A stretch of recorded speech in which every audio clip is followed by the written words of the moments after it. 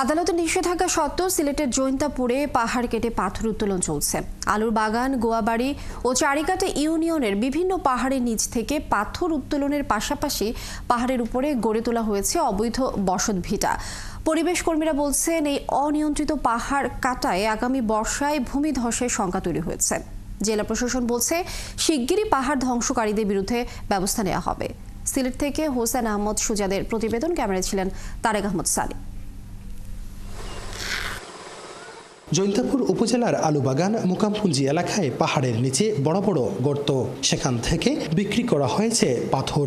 এলাকার লোকজনের দাবি, এর সঙ্গে জড়িত ব্যক্তি মালিকানাধীন কয়েকটি ক্রাশার মিল এবং রিসোর্ট কর্তৃপক্ষ।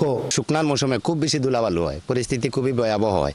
তো প্রতিটা মেলে ও জায়গার থেকে পানিটা টানিয়া প্রতিটা মেলে পানি মারা হয়। আর টিল্লা পাহাড়ি এলাকা জায়গা তো মানে অন্য ধরনের কোনো ইন্দারা কোনো জায়গায় হয় না, এর কারণে অন্য খরচ হয় না। আর এর পরবর্তীতে কোনো রিসিটও আছে, রিসিটও পানি যায়। এরপরে মানে 20-25টা যে কাঁসার আছে, সব কাঁসারই এখান থেকে পানি টানে। দিন রাত 24 ঘন্টা পুরো জৈন্তাপুর উপজেলা জুড়ে চলছে পাহাড় টিলা কাঠার এমন মহা উৎসব। সানবিট সব দিবে সামাল। সানবিট ম্যাজিক প্রেস ডিশওয়াশিং এর মাথা ঘোরানো সলিউশন। অনুসন্ধান বলছে, অনেক এলাকায় পাহাড়ের উপরে গড়ে তোলা হয়েছে অবৈধ বসত ভিটা। প্রশাসনের কাছে চাইছি যে আমরা ঘরদুয়ার চাইছি, আবেদন করছি, তার বাদেও আমরা উপজেলা পর্যন্ত 3-4বার গিয়া দৌড়াদৌড়ি করছি। বাড়ি ঘর নাই, অন্য বিপদে থাই আর কি কিতা করে, অন্য সরকারি ঘর আমরা ঘরও পাইছি না আজ পর্যন্ত। ভাড়া থাকি তো হানাই অসহায় মানুষ ঘর কিনতে পারি না, জায়গা কিনতে পারি না। পরিবেশবাদীরা বলছেন, সিলেটে পাহাড় ধ্বংস না করতে উচ্চ আদালতের নিষেধাজ্ঞা রয়েছে। তারপরও পুরো জেলা জুড়ে চলছে পাহাড় কাটার মহা উৎসব। এখনই প্রশাসন কঠোর পদক্ষেপ না নেয়, সামনের দিনে ভারী বৃষ্টি হলে ভূমিধসের সংখ্যা রয়েছে।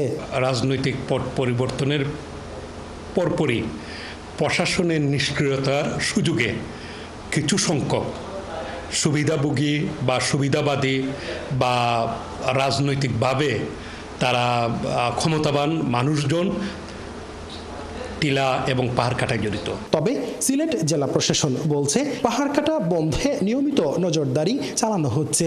অচিরেই দোষীদের বিরুদ্ধে ব্যবস্থা নেওয়া হবে। অলরেডি আমাদের অভিযান পরিচালিত হচ্ছে এবং যারা শুধু টিলা করতেন না, সেই সাথে ভূমির উপরে যে টপ সয়েল সেটাও কর্তনের হয়। আমাদের প্রত্যেক উপজেলায় এই সংক্রান্ত বিষয়ে অভিযান পরিচালনা হয়েছে এবং ওরা যাদেরকে দায়ী তাদের বিরুদ্ধে আর্থিক দণ্ড সহ নানান রকম দণ্ড প্রয়োগ করেছে। পাহাড়ের বুক চিড়ে চলছে নিষ্ঠুর নিধন। একে একে গড়ে তোলা হচ্ছে বসত ভিটা। আসছে বর্ষায় হতে পারে পাহাড় ধস, মৃত্যু হতে পারে হাজারো মানুষের। হুসাইন আহমেদ সুজাদ, 71, জৈন্তাপুর, সিলেট। সিলেটের জৈন্তাপুরে পাহাড় কাটা নিয়ে দর্শক আমরা বিস্তারিত জানবো। আমাদের সাথে এই মুহূর্তে সহকর্মী হোসেন আহমদ সুজাদ যুক্ত হচ্ছেন। সুজাত, আদালতের নিষেধাজ্ঞা রয়েছে, নিষেধাজ্ঞার পরও কিভাবে আসলে পাহাড় কেটে বসতি বানানো হচ্ছে সেই বিষয়টি জানাবেন এবং প্রশাসন কিছু বলছে কিনা। আর এভাবে পাহাড় কেটে বসতি বানালে বর্ষার ধসের সংখ্যা কিন্তু রয়েছে, যারা বসতি বানাচ্ছে তারা বা কি বলছেন?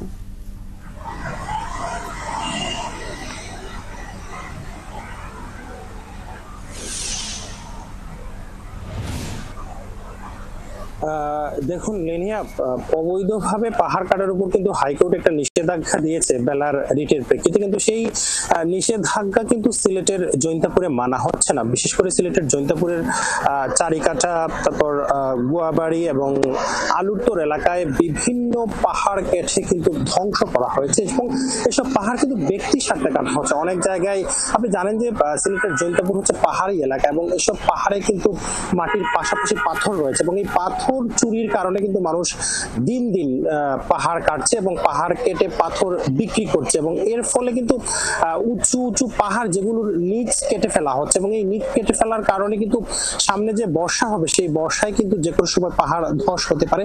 আপনি জানেন যে গত বছর কিন্তু সিলেটের চামেলি ভাগে পাহাড় ধসে কিন্তু মা সন্তান এবং বাবার মৃত্যু হয়েছে, সেটা কিন্তু গত বছরে গিয়েছে। এভাবে যদি পাহাড় কাটা চলতে থাকে তাহলে কিন্তু এবছর যে বর্ষা হবে সেই বর্ষায় কিন্তু আবারও পাহাড় ধস হতে পারে।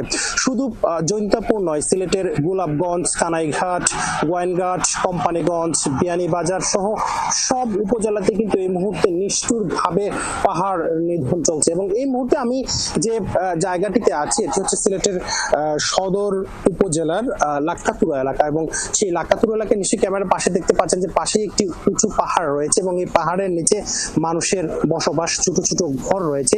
এই যে ঘর যেগুলি রয়েছে সেগুলো কিন্তু একটা রিস্কের মধ্যে রয়েছে, অর্থাৎ সামনে যখন বর্ষা হবে, বর্ষা যখন বৃষ্টি নামবে, বৃষ্টির পরে কিন্তু মাটি কিন্তু একটু নরম হয়ে যাবে এবং এই নরম হওয়ার পরে কিন্তু যে কোনো সময় পাহাড় ধসের সংখ্যা থাকে এবং সেই পাহাড়টা যদি এই সময় ধসে যায় তাহলে কিন্তু এই যে ঘরে যে মানুষগুলি আছে তাদের কিন্তু সমস্যা হতে পারে, তাদের একটা ভয়াবহ বিপর্যয় হতে পারে, এটা কিন্তু বলা যাচ্ছে। যেটা গত বছরে আমরা দেখেছি যে চামেলিবাগে হয়েছিল, পাহাড়ের নিচে মানুষের বসবাস ছিল, পাহাড়টা কিন্তু 200 ফিট নিচে চলে আসায় সেখানে 3 জনের মৃত্যু হয়েছিল এবং তাদেরকে উদ্ধার করার জন্য সবশেষ সেনাবাহিনীকে নামানো হয়েছিল এবং সেনাবাহিনী কিন্তু তাদেরকে উদ্ধার করা হয়েছিল। আমরা জেলা প্রশাসনের সাথে কথা বলেছিলাম, জেলা প্রশাসন আমাদেরকে জানিয়েছেন যে ইতিমধ্যে তারা জৈন্তাপুরে বেশ কয়েকটি অভিযান পরিচালনা করেছেন এবং জৈন্তাপুরে সেই অভিযান পরিচালনা করে তারা বেশ কয়েকজনকে জরিমানা করেছেন, আবার তারা বিভিন্ন পরিবেশ আইনে মামলা দেওয়া হয়েছে। আমরা পরিবেশবাদীদের সাথে কথা বলেছিলাম, তারা আমাদেরকে বলছেন যে আসলে যেভাবে সিলেটের বিভিন্ন উপজেলাতে পাহাড় ধ্বংস করা হচ্ছে সেইভাবে কিন্তু ব্যবস্থা নেওয়া হচ্ছে না। যেখানে পরিবেশ আইনে স্পষ্ট বলা আছে যে কেহ যদি অন্যায়ভাবে পাহাড় কর্তন করে তার কিন্তু একটা বড় নির্দিষ্ট পরিমাণে সাজা রয়েছে, সেই সাজা কিন্তু কাউকে দেওয়া হচ্ছে না। যে জরিমানাটা করা হচ্ছে সেটা কিন্তু পর্যাপ্ত নয়। যদি পাহাড় ধ্বংসকারীদের বিরুদ্ধে কঠিন ব্যবস্থা নেওয়া হতো তাহলে কিন্তু এভাবে পাহাড় নিধন চলতো না। লিনিয়া। হোসেন আহমেদ সুজাদ, অসংখ্য ধন্যবাদ।